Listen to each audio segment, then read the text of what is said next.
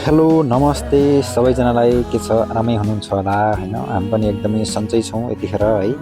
अनि म चाहिँ आज एउटा छोटो 4 लाइनको एउटा गजल भन्दैछु हैन। गजल चाहिँ यस प्रकार रहेको छ, छोटो छ 4 लाइनको, मजाले सुनिदिनु होला भन्न चाहन्छु।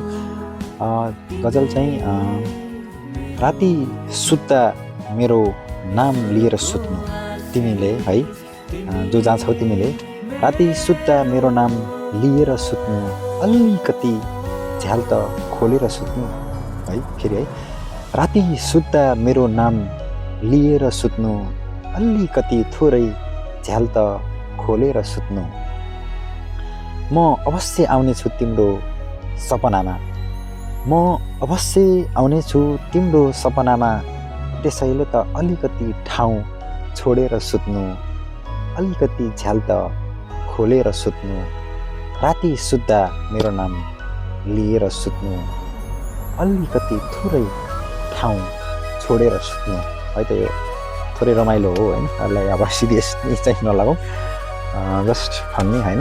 सबैजनाले यसो कमेन्ट गर्नु होला र कमेन्टमा जसलाई यसमा थप्न मन छ हैन, त्यही कुराहरू थप्न मन छ भने चाहिँ कमेन्ट बक्समा भन्नु होला। धन्यवाद, नमस्कार।